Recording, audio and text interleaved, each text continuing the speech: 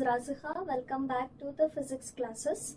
This is the third session of the chapter Ray Optics and Optical Instruments.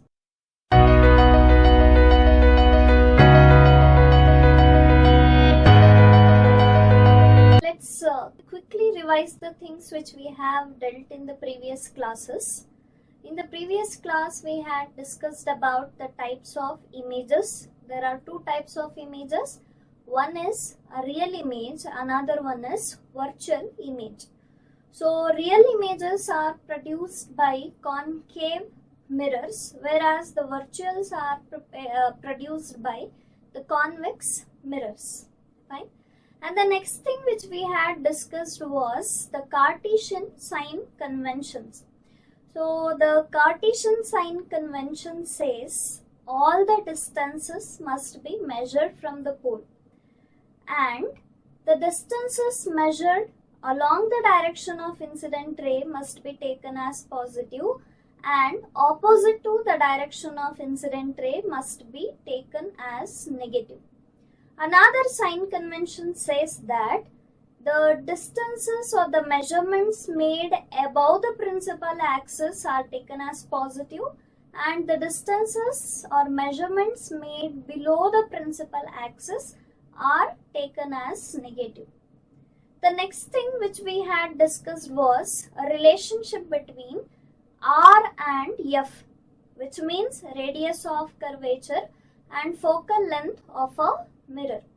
So the relationship will be asked for 3 marks, and the relationship is F is equal to R by 2, which means the focal length is equal to the half of the radius of curvature. Then we also had discussed about the images formed by concave mirror and convex mirror, which means we had discussed about what will be the nature of images and where the position of image will be when they are placed at a particular positions in front of the mirrors.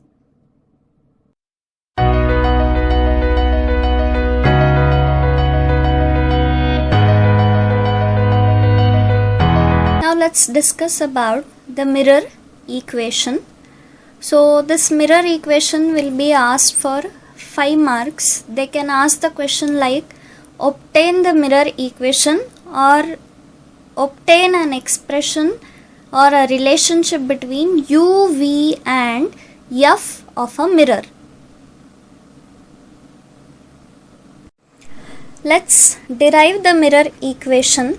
As I said earlier, this is also called as the relationship between U, V and F, which means object distance, image distance and focal length. Now as you can look at the screen, there is a concave mirror. Okay, the outer surface of this concave mirror will be coated and inner side will be reflecting. And you can see 3 points here. This is pole, the center of the spherical surface, and this is focus, and this one is center of curvature. Let's name this. This is F, this is C. Now I'll draw a straight line which is passing through the center of curvature and pole. This is principal axis. And I'm placing one object AB in front of the mirror, and I'll consider a ray parallel to the principal axis which strikes the mirror at M. So this light will get reflected.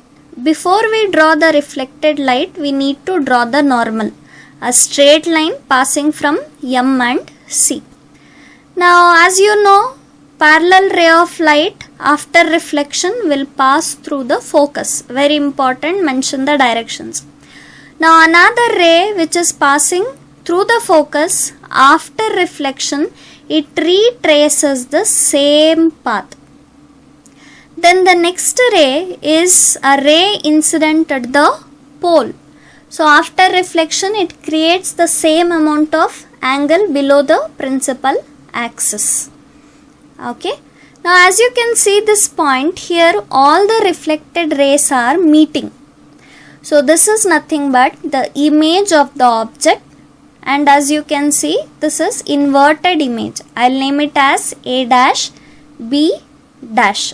So this is our ray diagram. Distance from B to P is object distance U. Distance from B dash to P is image distance V. Distance from F to P is called as focal length F. Distance from C to P is called as the radius of curvature capital R.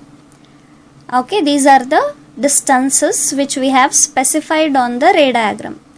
Now from the ray diagram, from the triangles ABP and A dash B dash P, these are the set of triangles which I am going to redraw here again.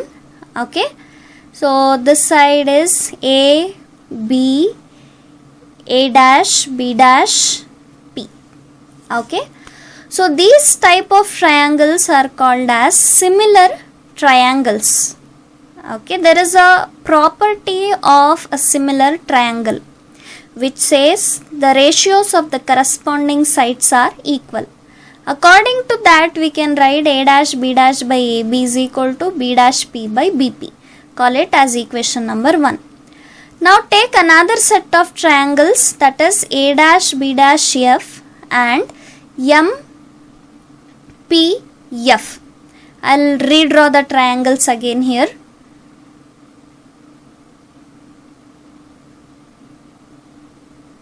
So this is A dash B dash F M P. Okay, apply the same property here. A dash B dash divided by MP is equal to B dash F divided by FP. Here this MP is parallel to AB. So what we can do here, we can place MP is equal to AB since they are parallel to each other.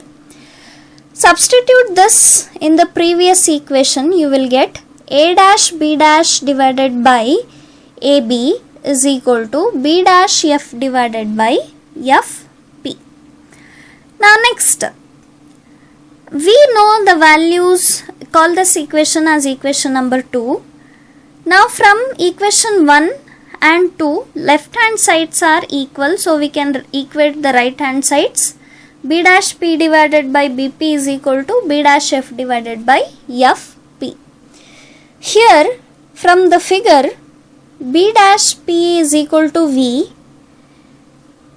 BP is equal to U, distance of object, FP is equal to focal length, then B dash F is equal to, we don't have a particular value, so we can write B dash F is equal to B dash P minus FP.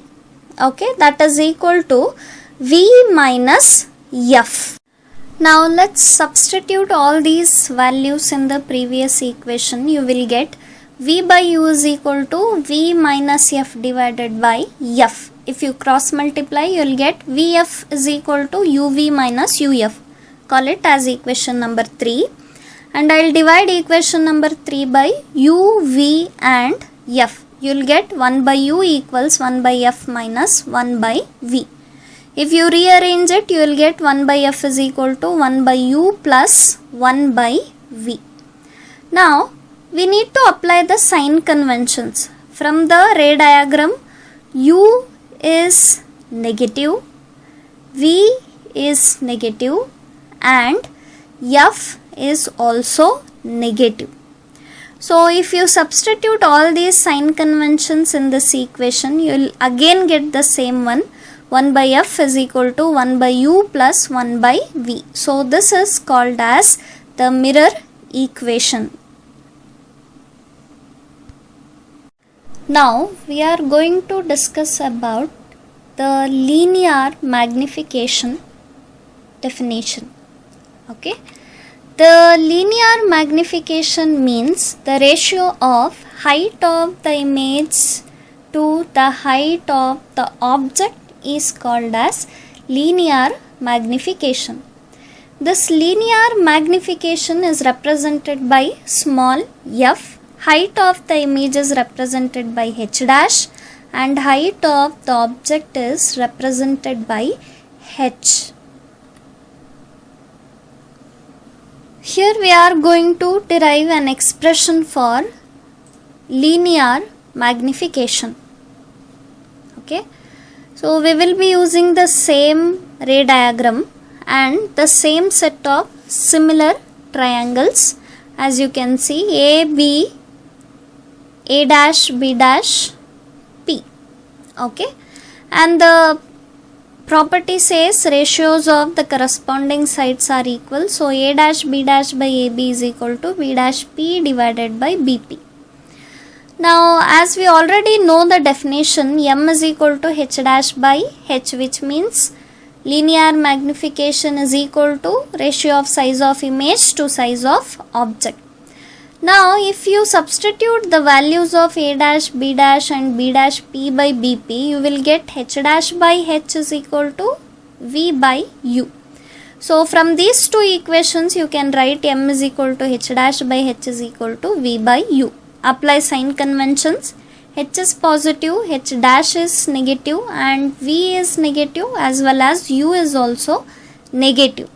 So if you apply the sign convention, you will get this equation, and after solving you will get M is equal to H dash by H is equal to minus V by U. That is expression for magnification.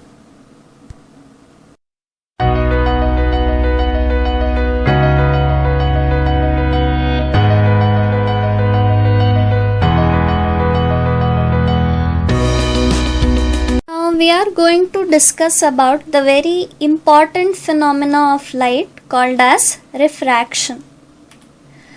So this refraction you can see everywhere around you. Most of the phenomena can be answered with the help of this refraction phenomena. For example, you might have seen a glass filled with water, and if you place a spoon inside it, the spoon appears to be bent. But in reality, the spoon is not actually bent. The spoon appears to be bent only because of the phenomena of refraction. Okay. So let's see what is this phenomena of refraction. So the phenomena of the change in the direction of the path of light at the interface of two media when it enters one medium from another medium is called as refraction, which means you need to have minimum two media to observe the phenomena of refraction. So these two media should have different refractive index. I will tell you what this refractive index is later. Time being, understand the two media, out of two media, one can be considered as rarer, another can be considered as denser. Rarer means the medium where the light moves faster. Denser means the medium where the light moves very slow. So as you can look at the animation, first medium is air, second is glass, and the third one is again air. So in the first case, light is traveling from air to glass, and as you can see, the light is bending towards left, which means bending towards the perpendicular.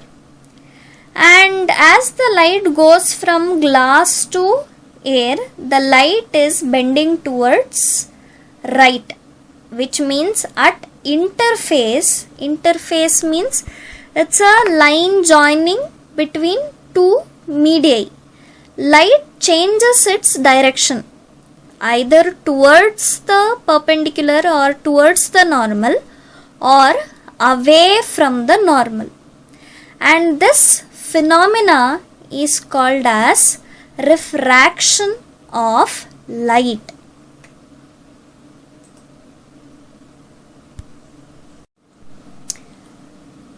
Now let's discuss about where or how the light will bend, either towards the normal or away from the normal. In which are the cases light bending take place and in which direction the light bending take place.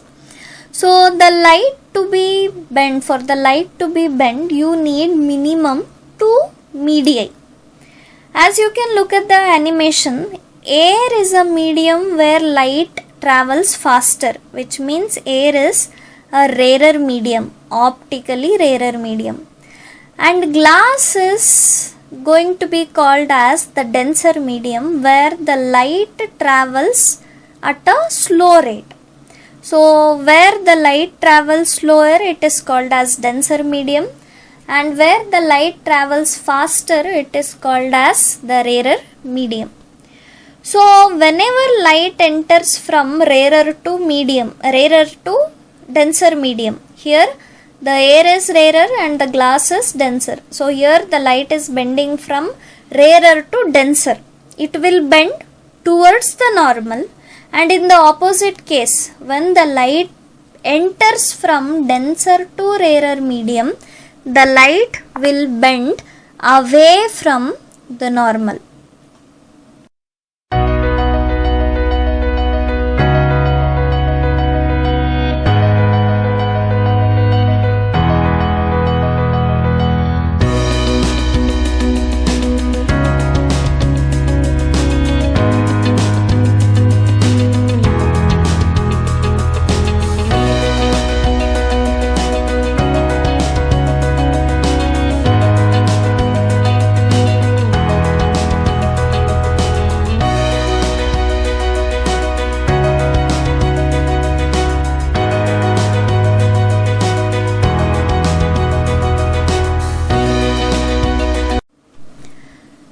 Now let's discuss about the laws of refraction.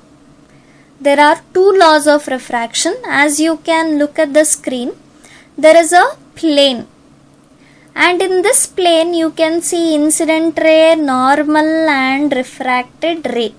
So this is the first law of refraction, which says the incident ray, the refracted ray and the normal to the interface at the point of incidence all lie in the same plane, and this forms the first law of refraction.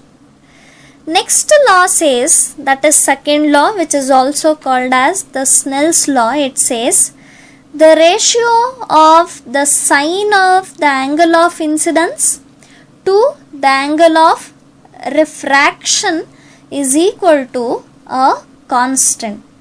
Okay, you already know what is the angle of incidence, the angle between the incident ray and normal, whereas the refracted ray is represented by the angle between the refracted ray and the normal. So today we have discussed about the mirror equation. As I said, it will be asked for 5 marks.